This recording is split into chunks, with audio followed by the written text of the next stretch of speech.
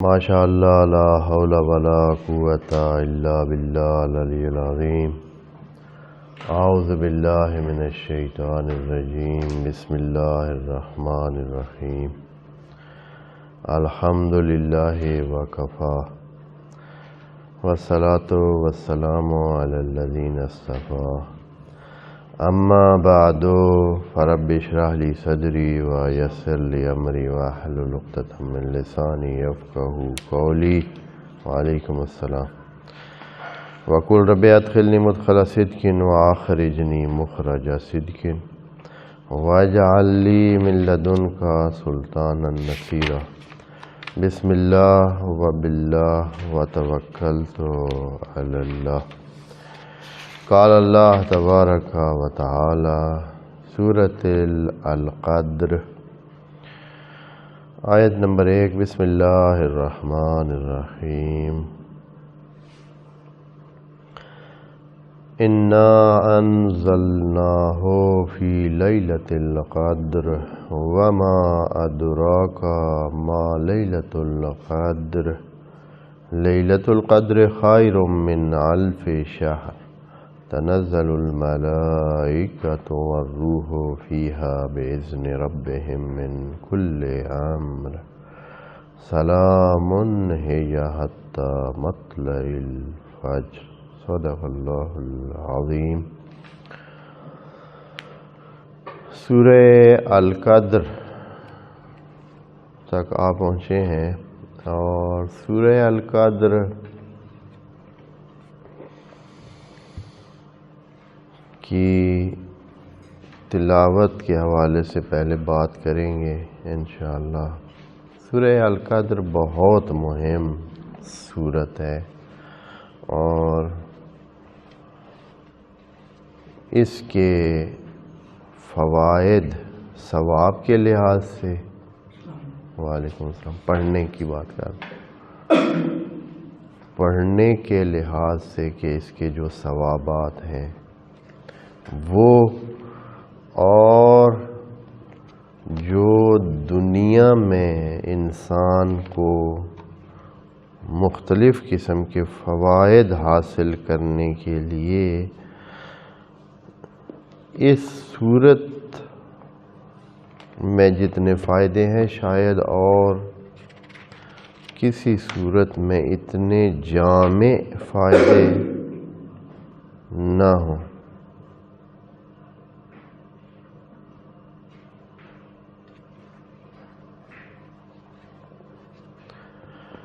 سورہ انا انزلنا کی بات ہو رہی ہے۔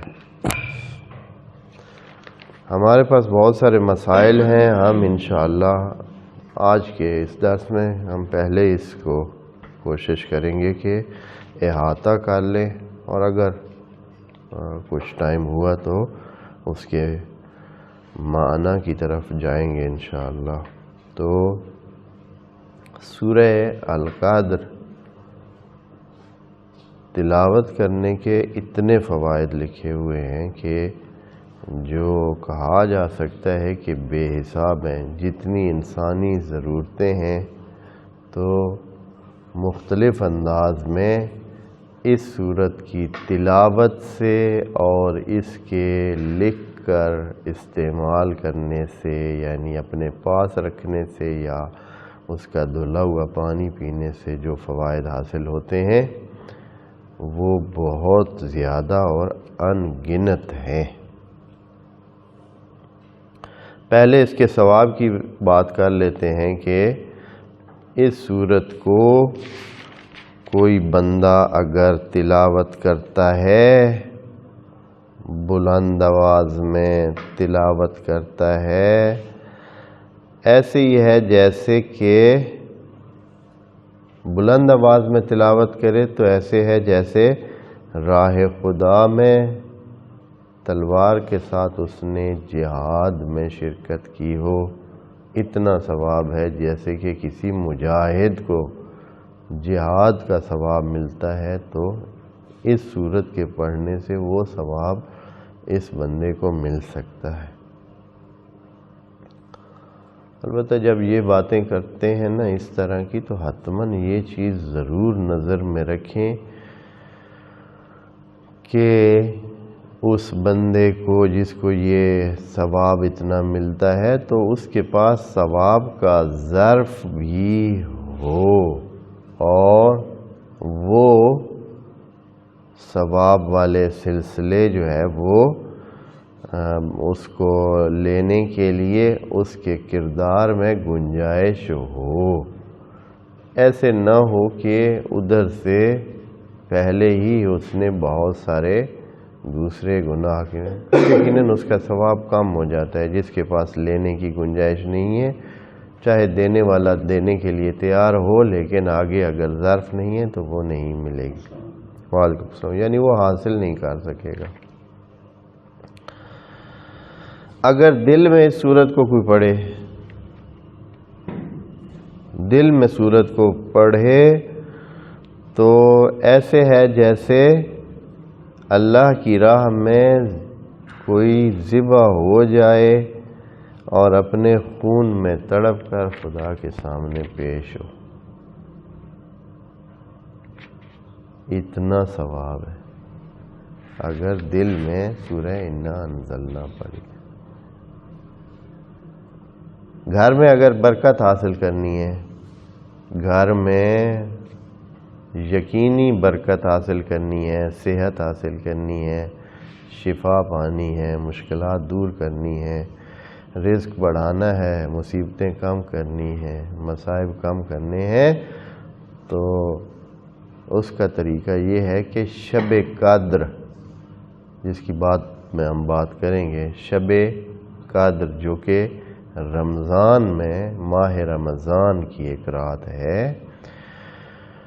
اس رات اس ایک گھڑا لیا جائے، پانی کا ایک گھڑا یا آپ برتن سمجھیں. ابھی ادھر گھڑا لکھا ہوا ہے، یقیناً جب یہ نازل ہوئی اور بات کی گئی تو اس وقت پانی کے لیے گھڑے استعمال ہوتے تھے. اب آپ یوں سمجھیں کہ جو بھی جس میں آپ پانی استعمال کرتے ہیں، عام طور پر گھر میں پانی رکھتے ہیں اور استعمال کرتے ہیں، تو وہ ظرف اس میں پانی ڈالیں اور شب قدر 30 دفعہ سورہ انا انزلنا کو اس پر پڑھ کر پھونک دیں.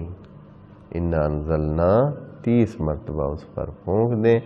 اس گھڑے کو یا اس ظرف کو، اس جیسے آج کل وہ کولر ٹائپ یا اس طرح کا، اس کو ادھر رکھ دیں اور اس سے پانی پیتے رہیں اور وضو بھی اس سے کر لیں. اسی پانی کے ساتھ وضو بھی کر لیں اور پینے کے لیے بھی اسی سے استعمال کریں، اور جیسے وہ کم ہو تو پھر بھر دیں. تو آپ کے گھر میں برکت کا ایک تانتا لگ جائے گا انشاءاللہ. باذن اللہ برکتیں شروع ہو جائیں گی. برکتیں کا مطلب یہ ہوتا ہے کہ انسان کی زندگی میں کئی سوق پیدا ہو جاتے ہیں، مصیبتیں ٹل جاتی ہیں اور آسانیاں حاصل ہونا شروع ہو جاتی ہیں. تھوڑی چیز بہت ہو جاتی ہے اور اگر چیز تھوڑی ہو تو وہ بڑھ جاتی ہے.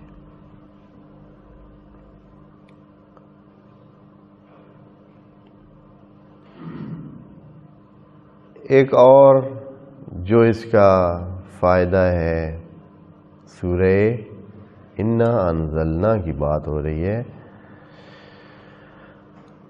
اگر آپ کے پاس کوئی مال وغیرہ ہے، اس کو محفوظ بنانا چاہتے ہیں، تو اس کے لیے طریقہ یہ ہے کہ اس مال کے اوپر سورہ انا انزلنا پڑھ کر اس کا جو جہاں محفوظ کرنا ہے محفوظ کریں، تو انشاءاللہ اس کو آپ خود ہی نکالیں گے. آپ کے علاوہ کوئی اس کو نہیں نکالے گا، وہ محفوظ رہے گا اور انشاءاللہ آپ کا ہی رہے گا. ایک بہت مہم چیز ہے جو ہمارے معاشرے میں یا ایک انسانی معاشرے میں پائی جاتی ہے، وہ ایک بیماری ہے جسے لقوہ کہتے ہیں. لقوہ اب اس کی وجوہات تو میں نے نہیں یہاں بتانی کہ کیوں ہوتا ہے، لیکن جس کو لکوہ ہو جائے، لکوہ یہ ہوتا ہے کہ چہرے کا ایک سائیڈ تھوڑا کھینچ جاتا ہے اور چہرہ یعنی مڑ جاتا ہے، ایسے انسان کا نچلا چہرے کا حصہ ایک سائیڈ پہ کھینچ جاتا ہے اور ایسے منہ بالکل ٹیڑھا سا ہو جاتا ہے۔ اللہ انشاءاللہ سب کو محفوظ رکھے۔ اگر کسی کو لکوہ ہے تو اس کے علاج یہ ہے کہ سورہ انا انزلنا کو نئے برتن پر لکھے، استعمال شدہ برتن نہ ہو، ایک برتن لیں جو بالکل نیا ہو، اس پر اس سورت کو لکھیں اور جس کو لکوہ ہو اس کو کہیں کہ اس میں نظر کرے، زیادہ سے زیادہ اس کو دیکھے، انشاءاللہ باذن اللہ خدا کریم اس کو شفا دے گا۔ پس لکوہ کے لیے یہ اور بعض چیزیں ہیں جن کے علاج ہیں بھی نہیں، ہاں ان میں سے ایک یہ لکوہ بھی کہتے ہیں کہ اسی طرح کی ہے کہ جس میں ایسے بہت کچھ احتیاطی تدابیر، کچھ آس پاس کی چیزوں کے ذریعے اس کا علاج کیا جاتا ہے اور ٹوٹلی شاید رفع بعض لوگوں کا ہو جاتا ہے اور بعض کا پھر بھی نہیں ہوتا ہے۔ تو بہرحال یہاں قرآن میں اس کا علاج یعنی بتایا گیا ہے کہ اگر ایسے ہو تو برتن پر اس کو نئے برتن پر لکھ کر اس میں لکوہ والے شخص کو اس کے ساتھ رکھنا چاہیے، اس کے پاس ہونا چاہیے اور وہ اس کو جتنا زیادہ ہو سکے اس میں نظر کرتا رہے تو انشاءاللہ یہ مسئلہ اس کا دور ہو جائے گا۔ ایک اور فائدہ جو اس کا ہے وہ قرض داروں کے لیے، ہمارے عام طور پر انسان قرض دار ہو ہی جاتا ہے، وسائل والے بھی اور کم وسائل والے بھی اور بے وسائل بھی، سارے ہی کسی نہ کسی انداز میں مقروض ہو جاتے ہیں۔ قرض کی ادائیگی کے لیے آپ بکثرت سورہ انا انزلنا پڑھا کریں، مسلسل پڑھتے رہیں،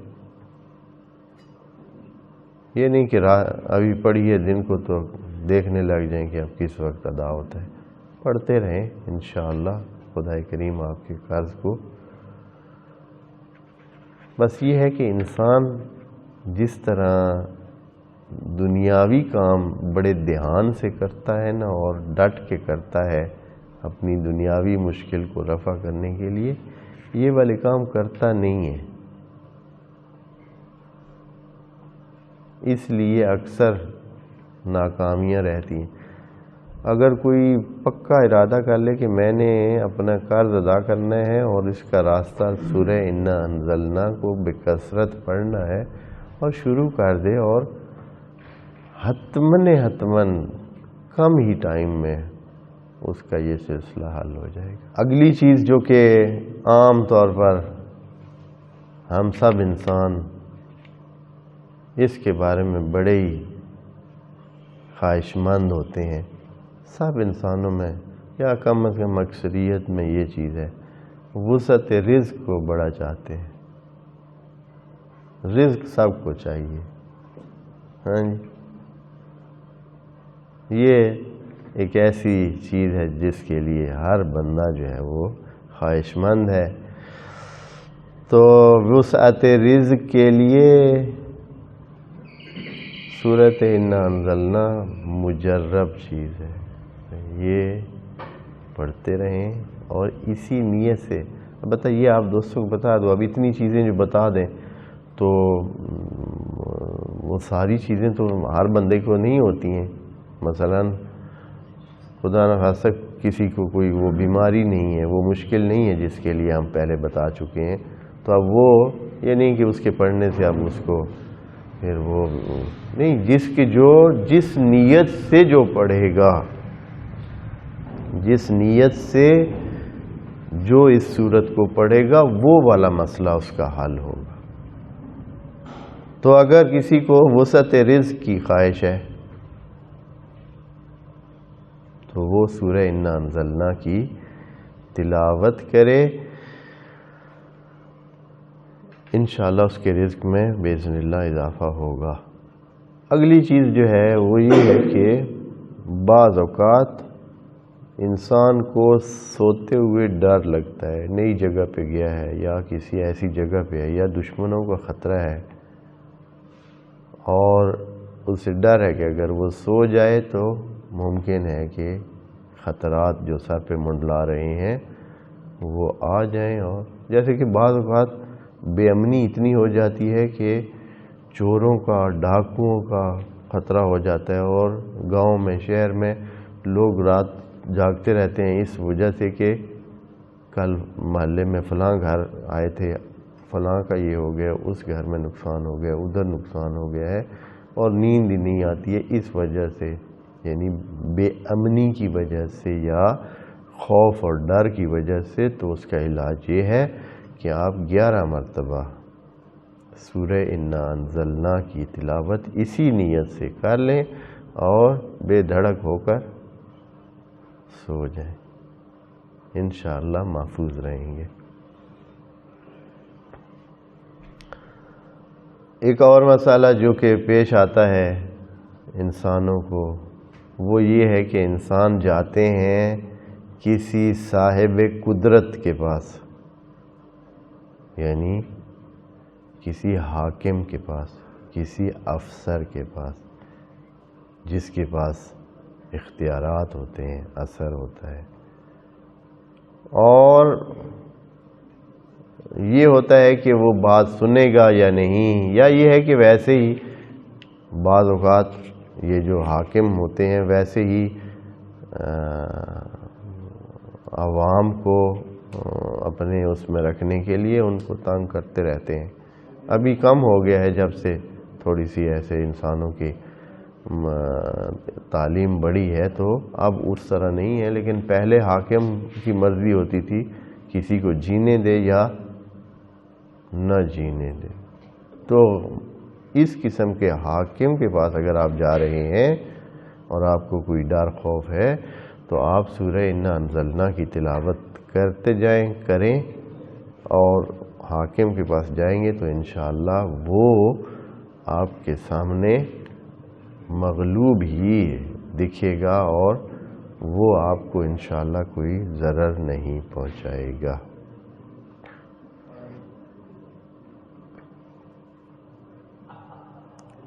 ایک اور چیز جو کہ انسان چاہتے ہیں وہ یہ ہے کہ اپنے دشمنوں پہ کیا آئیں؟ غالب آئیں۔ ہاں، دشمنی جو ہے یہ تو انسانی زندگی کا حصہ ہے، یہ دشمنیاں بنا کے رکھتے ہیں انسان،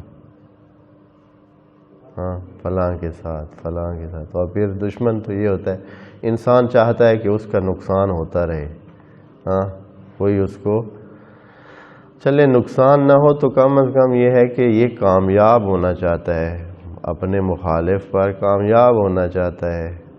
تو کامیابی کے لیے طریقہ یہ ہے کہ آپ سورہ انا انزلنا پڑھیں۔ ہاں بھئی، آپ کا کوئی میچ ہو رہا ہے، ہوتا ہے نا جی، میچ بھی تو ہوتے ہیں، میچ ہو رہا ہے اور آپ چاہتے ہیں کہ میچ میں کیا آئیں؟ غالب آئیں، جیت جائیں، ظفر یاب ہوں، تو آپ کیا کریں گے؟ سورہ انا انزلنا پڑھیں گے تو انشاءاللہ آپ کو کامیابی حاصل ہوگی اور آپ اپنے مخالف پر ظفر یاب ہوں گے۔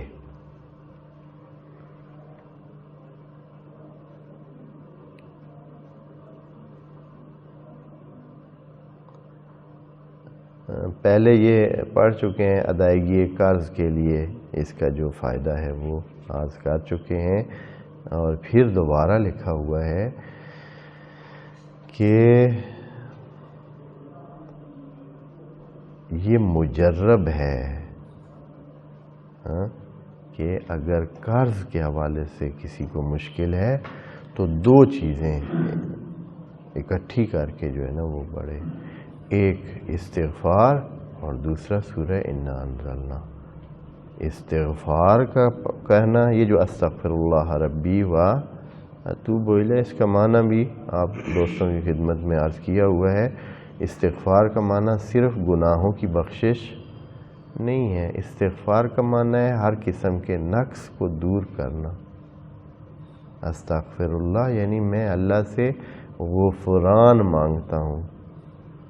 غفران کا مطلب ہوتا ہے جو انسان کے زندگی کے گڑھے ہیں، نقص ہیں، خرابیاں ہیں، کمزوریاں ہیں، ان کو کیا کرے گا؟ اللہ بھرے گا۔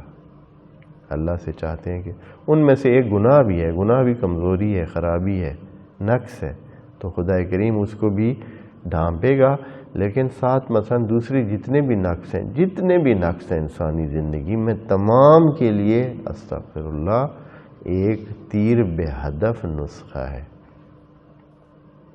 لیکن ہم سمجھتے نہیں ہیں، ایک استغفر اللہ ہی ہماری زندگی کے لیے کافی ہے۔ تو استغفار کے ساتھ سورہ انا انزلنا جب جڑ جائے، وہ بھی پڑھ رہا ہے یہ بھی پڑھ رہا ہے، تو پھر انشاءاللہ اس کے جو بھی مسئلے ہیں، اور خصوصاً ادائیگی قرض کا جو مسئلہ ہے، انشاءاللہ اس کا حل ہوگا۔ مسافر اپنے سفر کو محفوظ بنانا چاہتا ہے تو سورہ انا انزلنا کی تلاوت کر کے چلے، راستے میں بھی پڑھ لے۔ اگر کوئی مریض اپنی بیماری میں شفا چاہتا ہے یا دوسرے آس پاس والے اس کی شفا چاہتے ہیں، ان کو چاہیے کہ سورہ انا انزلنا مسلسل پڑھیں اور اس پر پھونکیں، اور اس کو بھی کہیں کہ خود بھی سورہ انا انزلنا پڑھیں۔ بعض اوقات ایک اور چیز معاشرے میں بہت ہے، وہ ہے کہ کوئی قیدی ہو جاتا ہے، جیل ہو جاتی ہے، کسی کو پھنس جاتا ہے، قید میں آ جاتا ہے، خصوصاً بیرون ملک بعض اوقات ایسے ہیں ہمارے بعض عزیز یا جاننے والے، وہاں جا کر پھنس جاتے ہیں، اب واپس نہیں آ سکتے، کاغذات نہیں ہیں، جیسے ہی آئیں گے تو پکڑے جائیں گے، ان کے پاس دستاویزات مکمل نہیں ہیں تو پھنس جاتے ہیں، قید، ایک قسم کی قید ہو جاتے ہیں۔ تو یہ پھنسے ہوئے لوگ کیا کریں؟ ہاں، دنیاوی وسائل تو ان کی ہیلپ کر نہیں رہے ہیں، کاغذ ہے نہیں، تو ان کے لیے ایک علاج یہ ہے کہ وہ سورہ انا انزلنا کا خود ورد کرتے رہیں، اور اپنی مدد کے لیے دوسروں سے بھی اسی صورت کے ورد کی تلقین کریں کہ اس کے لیے اگر کوئی ختم کرانا ہے تو وہ کس کا کرائیں؟ سورہ انا انزلنا کا۔ ختم کا مطلب یہ ہوتا ہے کہ زیادہ تعداد میں پڑھی جائے، یہ مراد ہے اس ختم سے، یہ ختم قرآن نہیں ہے، انا انزلنا ہو کی تلاوت کروائی جائے۔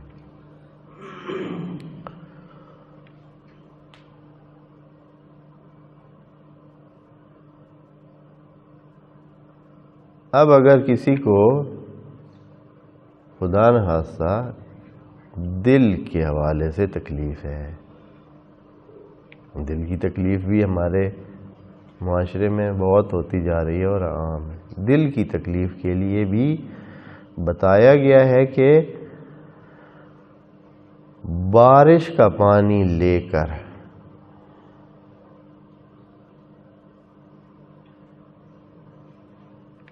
پہلے یوں کیا جائے کہ ایک برتن میں دل کی تکلیف کے لیے سورہ انا انزلنا کو ایک صاف پاک برتن پر زعفران سے یا گلاب کے پانی سے لکھا جائے، پھر بارش کے پانی سے اس کو دھویا جائے،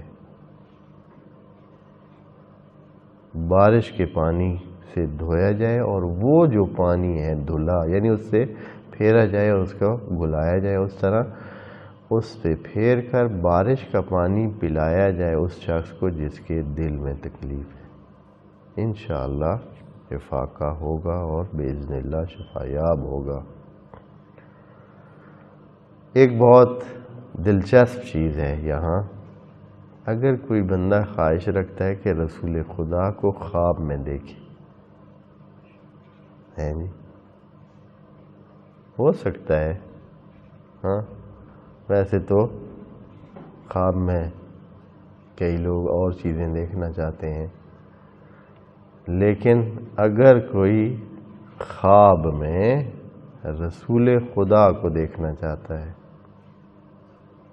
اور رسول خدا اسی طرح خود رسول خدا کا مطلب تو یہ ہے کہ سارے انبیاء بھی اس میں آ جاتے ہیں، اور جتنے بھی ان کے اہل بیت ہیں وہ بھی آ جاتے ہیں کہ وہ بھی ان کا حصہ ہیں، جیسے انہوں نے خود کہا ہے، ہاں نہا اولائے اہل بیتی و خاصتی و عامتی لحمہم لحمی و دمہم دمی۔ تو اگر کوئی چاہتا ہے کہ خواب میں ان کی زیارت کرے تو کیا کرے جی؟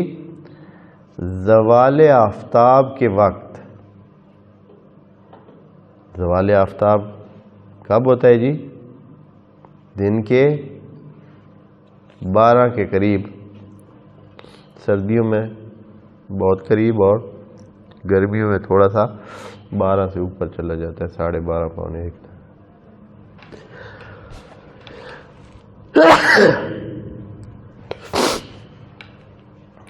دن کے ٹائم، زوال آفتاب کے ٹائم آپ دھیان کرنا ہے، یہ چیزیں بہت دھیان کی ہوتی ہیں، اس طرح جس طرح کہی گئی ہیں کی جائیں تو اثر ہوتا ہے۔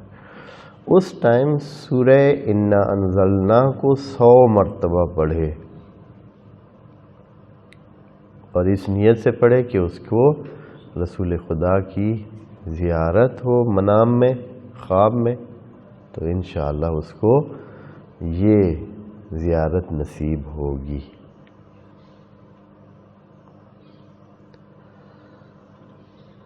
اگر اپنی سواری پہ سوار ہوتے وقت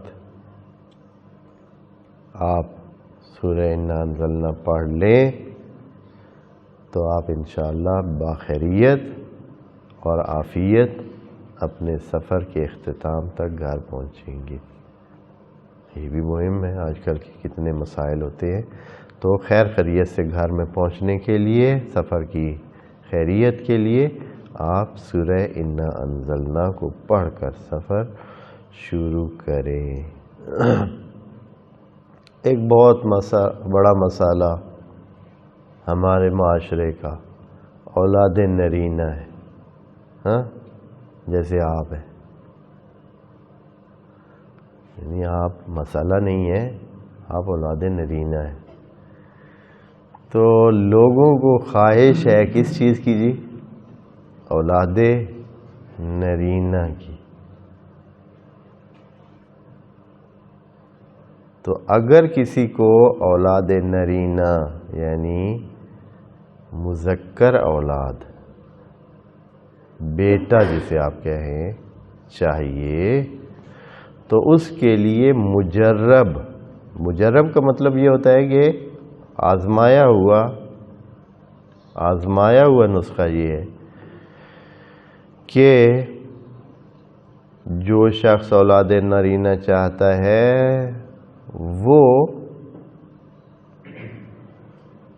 جب اس مقصد کے لیے یقیناً اس کا مقدمہ کے طور پر اپنی بیوی کے ساتھ اس کا رابطہ ہوگا، اس رابطے سے پہلے بیوی کے ناف کے داہنی طرف ہاتھ رکھ کے 7 مرتبہ سورہ انا انزلنا پڑھے، 7 مرتبہ سورہ انا انزلنا پڑھے، اور اس کے بعد اپنی بیوی سے رابطہ کرے، اور جب حمل ٹھہر جائے تو اس کے بعد بھی یہی عمل دہرائے۔ مثلا مہینے کے بعد پتہ چلتا ہے کہ حمل ٹھہر گیا ہے تو پھر بھی یہی عمل دہرائے، یعنی بیوی کے ناف کے دائنی طرف ہاتھ رکھ کے 7 دفعہ انا انزلنا کی تلاوت کرے، انشاءاللہ اولاد نرینہ نصیب ہوگی، اور یہ مجربات میں سے ہے۔ وہ جس راوی نے یہ بات نقل کی ہے، اس نے کہا ہے کہ امام جعفر صادق علیہ السلام سے میں نے یہ بات سنی، پھر میں نے اس کو آزمایا، اللہ نے مجھے یک بعد دیگرے 7 بیٹے دیے۔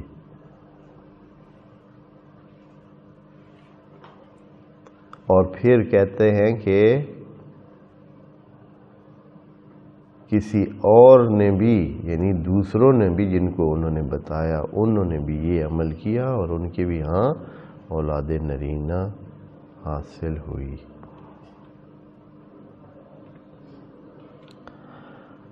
ایک اور چیز جو کہ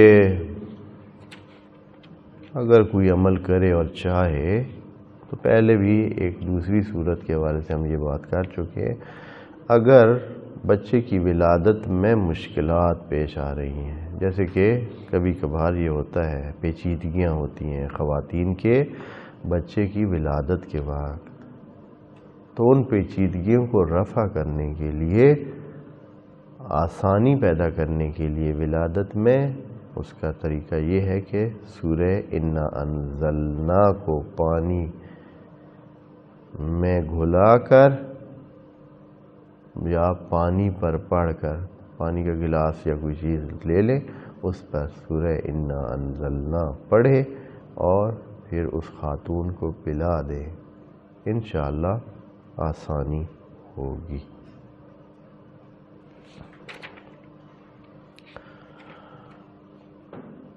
بس سورہ انزلنا ایک قسم کا مکمل اس میں پیکج ہے، اور اس میں مکمل انسانوں کے دکھوں، دردوں، خواہشوں اور چاہتوں کا علاج موجود ہے۔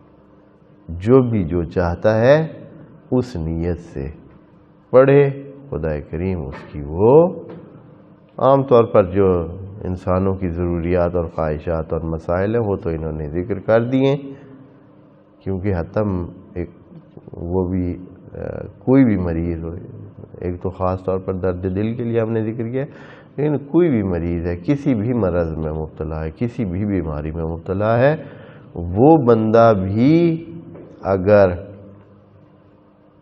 اس صورت کو پڑھے تو اس کو بھی اس سے افاقہ ہوگا، انشاءاللہ اس کو بھی فائدہ ہوگا، اس کی بیماری رفع ہو جائے گی، اس میں آسانی پیدا ہوگی اور اس کے لیے شفا انشاءاللہ حاصل ہوگی۔ یہ سارے فوائد تھے وہ جو کہ سورہ انا انزلنا کے اس دنیا میں یا یہاں انسانوں کو چاہتے ہیں تلاوت کے ذریعے حاصل ہو۔ اب ایک ہماری زندگی آخرت میں بھی ہے، اور وہ لمبی زندگی ہے، یہ تو 4 دن کی زندگی ہے، جو حاصل ہوا جو حاصل نہ ہوا سب ادھر رہ جانا ہے، بدن بیمار بھی ہوا تو اس نے ادھر رہ جانا ہے، اور اگر وسائل نہ ہوئے بھوک بھی رہا تو بھی اس بدن نے بھوکے بدن نے بھی ادھر رہ جانا ہے، جو بھی اور مسائل ہوئے سارے ادھر کے ادھر رہ جانا۔ اصل میں جو چیز ہے وہ ہے جو جس چیز کی طرف خدا کریم ہمیں چاہتا ہے کہ رہنمائی کرے، وہ ہماری اس اگلی زندگی کو جو اس کے بعد شروع ہو جائے گی، یعنی ہماری زندگی تو ختم ہی نہیں ہوگی، اگلی زندگی فوراً شروع ہو جائے گی۔ اور کیسے شروع ہوگی بھائی؟ یعنی ہماری ابھی جب انسان مرتا ہے تو ایسے لگتا ہے کہ اب وہ نہیں دیکھ رہا ہے، ایسے لگتا ہے کہ اب وہ نہیں سن رہا ہے، ایسے لگتا ہے کہ اب وہ چل نہیں سکتا ہے، ایسے لگتا ہے کہ وہ سارے وہ جو سلسلے ہیں وہ سارے اس کے جو بدن سے مربوط تھے وہ سارے کام کیا ہو گئے؟ رک گئے۔ حالانکہ ایسے نہیں ہے، جیسے ہی دیکھتا تو اب بھی ہمارا بدن نہیں ہے، روح دیکھتا ہے، اب بھی ہمارا روح ہوتا ہے جو دیکھ رہا ہوتا ہے، کر رہا ہوتا ہے، سونگ رہا ہوتا ہے. اس لیے کہ جب روح ادھر سے غائب ہو جاتا ہے، جب ہم سو جاتے ہیں، بدن کا نظام تو چل رہا ہوتا ہے، لیکن اس میں کیا چیز نہیں ہوتی ہے؟ روح نہیں ہوتی ہے. تو پھر سارے کام کیا ہو جاتے ہیں؟ ٹھپ ہو جاتے ہیں. بس روح ہی دیکھ رہا ہوتا ہے، روح ہی، ابھی بھی ہمارا روح ہی دیکھ رہا ہے. تو وہ تو ہے، وہ دیکھنا شروع کر دے. جیسے ابھی خواب میں آپ کا یہ بدن تو کوئی کام نہیں کر رہا ہوتا، لیکن پھر بھی آپ دیکھ بھی رہے ہوتے ہیں. خواب میں آپ دیکھ رہے ہوتے ہیں، سن رہے ہوتے ہیں، بات کر رہے ہوتے ہیں، سارے کام جو زندگی میں خواب میں، حالانکہ آپ کا یہ بدن تو کوئی کام ہی نہیں کر رہا. تو بے عینی اسی طرح جس وقت انسان مرتا ہے تو وہ روح جو ہے وہ موجود ہوتا ہے، وہ اپنا کام شروع کر دیتا ہے ڈائریکٹ. وہ پھر اس بدن کے ذریعے نہیں دیکھتا ہے، وہ اپنی جو اس میں صلاحیت ہوتی ہے، جو اس نے بدن کو دیکھتا تھا، اب وہ خود ڈائریکٹ دیکھ رہا ہوتا ہے اور آس پاس میں پھر رہا ہوتا ہے.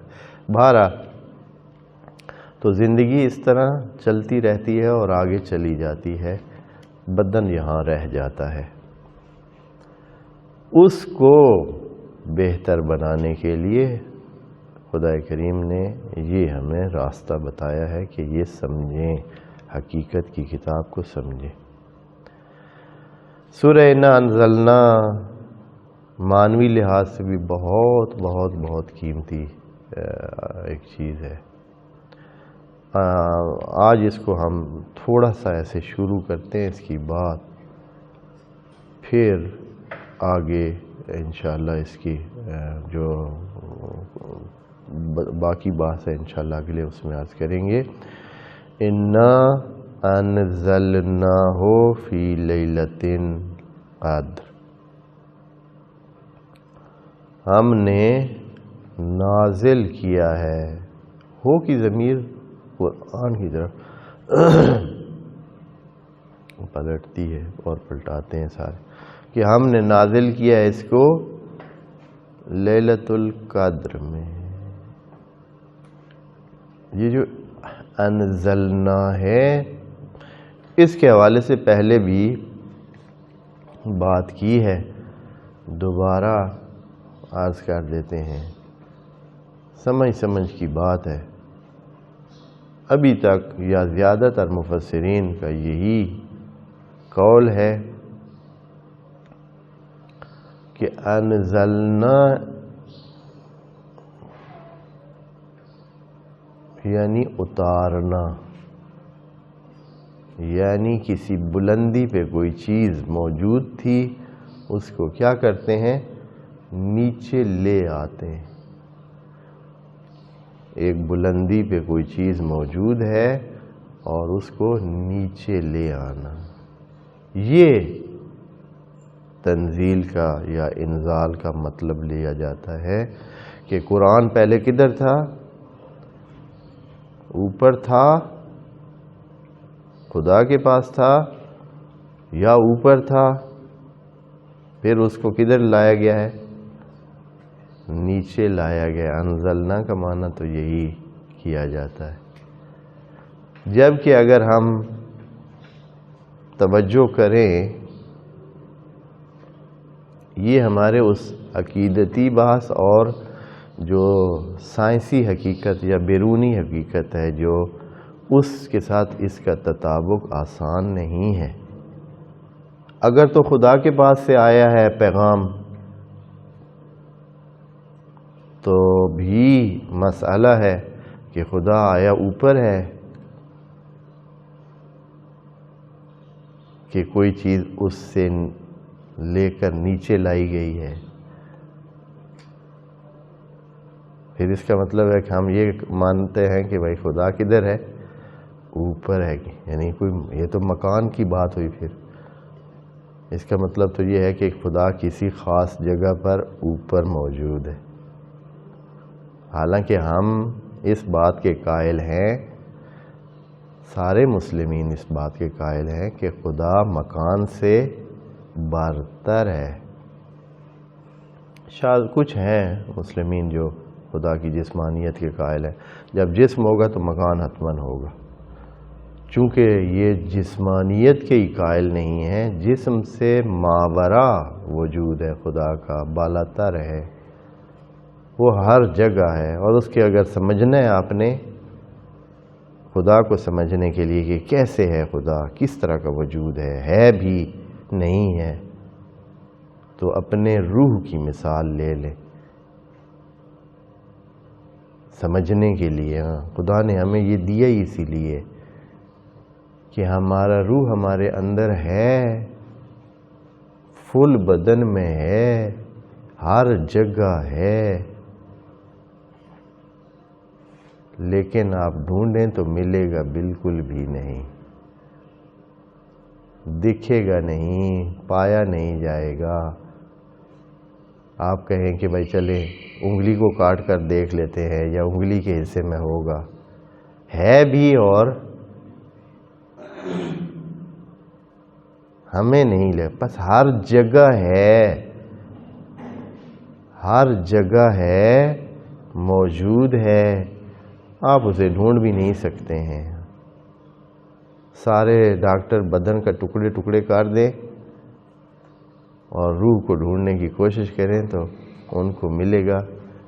خدا اس جہان کا روح ہے، اس جہان کائنات میں، ساری کائنات میں وہی ہے، لیکن اگر آپ کسی ایک جگہ بھائی ادھر ہے بھی اور ملے گا بھی نہیں، اس کے ہوتے ہوئے بھی ہمیں سامنے نظر نہیں آئے گا، ہماری یہ آنکھوں سے نہیں، لیکن عقل کی طاقت ہے۔ جیسے عقل کی طاقت آپ کو یہ بتاتی ہے کہ آپ میں اور ایک مردے میں یہ فرق ہے کہ مردے میں روح نہیں ہوتا اور آپ میں روح ہے، یہ کون بتاتا ہے آپ کو؟ حالانکہ روح تو اس میں بھی نہیں نظر آ رہا ہے، روح اس میں بھی نظر نہیں آ رہا ہے، لیکن اس میں آپ کا عقل کہتا ہے کہ اس کی جو یہ زندگی ہے، اس کا یہ جو جینا ہے، دلیل ہے اس بات کی کہ اس میں کوئی شے ہے جس کا نام روح ہے۔ بس خدا بھی ہے، اور ہمارے عقیدے کے مطابق تو خدا کدھر ہے؟ اوپر ہے بھائی اوپر نہیں ہے، ہر جگہ ہے۔ بس اگر پیغام خدا کی طرف سے آیا ہے، قرآن خدا کی طرف سے آیا ہے، تو ہم اوپر کی طرف کیسے کہہ سکتے ہیں کہ اوپر سے نیچے آیا؟ انزلنا کا معنی کیسے ہو سکتا ہے؟ اور اگر ہم کہیں کہ یہ لوح محفوظ میں یا اس طرح کی جو بھئی عرش پر کوئی جگہ ہے، یا بیت معمور ہے، یا جیسے کہ مختلف نام مفسرین نے جو کہ احادیث میں روایات میں موجود تھے ان کو ادھر لکھا ہے، اگر وہ بھی قائل ہو جائے تو پھر ہم یہ کیسے کہہ سکتے ہیں کہ کائنات کا اوپر نیچے حصہ کون سا ہے؟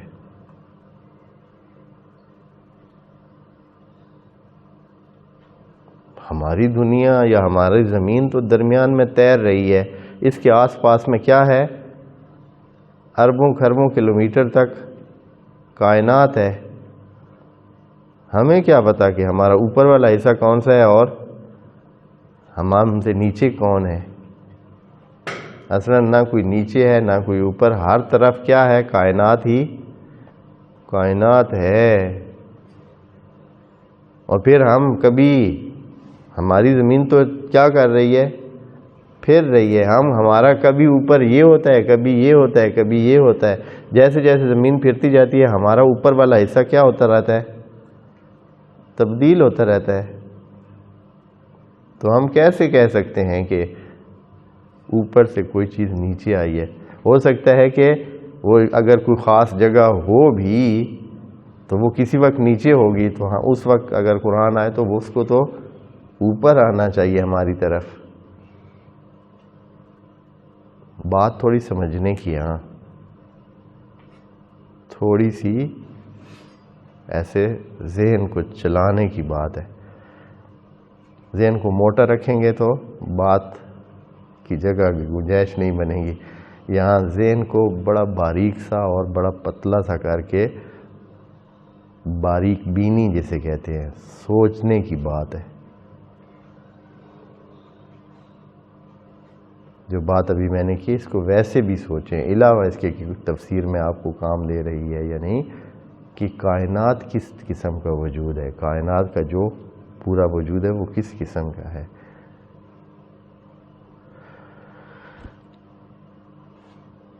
تو اِنَّا أَنزَلْنَا کا معنی پھر کیا کریں گے؟ یہ معنی سارے مفسرین ایسے ہی سادگی سے اس کو کر کے آگے چلے گئے ہیں، اور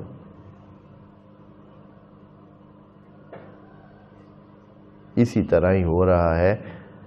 میں بھی یہ کہتا ہوں کہ وہ بھی ایک معنی ہو، ایک نظر ہے، انہوں نے کیا ہے، ٹھیک ہوگا، لیکن ہم بھی اپنی طرف سے انزلنا کا معنی پیش کر دیتے ہیں۔ ہو سکتا ہے کہ یہ طریقہ ہو، وہ والا تو اس میں مشکلات ہیں، اس کا جواب تو دیا ہی کسی نے، اس طرف تو کوئی گیا ہی نہیں ہے کہ ان کی جو خرابیاں ہیں کہ کیسے ہم ثابت کریں گے کہ اوپر سے نیچے آیا۔ پہلے تو اوپر ہونا ثابت ہو کہ واقعاً کوئی اوپر، ہمارے اوپر کوئی چیز ہے۔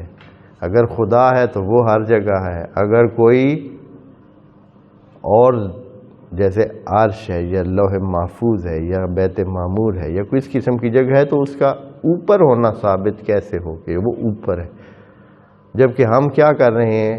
گردش کر رہے ہیں، پھر رہے ہیں۔ ہمارا اوپر تو ایک جگہ ہے ہی نہیں، مسلسل ہم کیا کر رہے ہیں؟ پھر رہے ہیں۔ جب پھر رہے ہیں تو پھر کسی ایک جگہ کو ہم کہہ سکتے ہیں کہ یہ اوپر ہے، تو پھر کیا بنے گا؟ کیسے معنی کریں کہ کوئی چیز نازل ہوئی ہے؟ تو انشاءاللہ اس کی تفصیل کہ نازل ہونے کا معنی کیا ہے وہ انشاءاللہ اگلے سیشن میں عرض کریں گے۔ والسلام علیکم ورحمۃ اللہ وبرکاتہ۔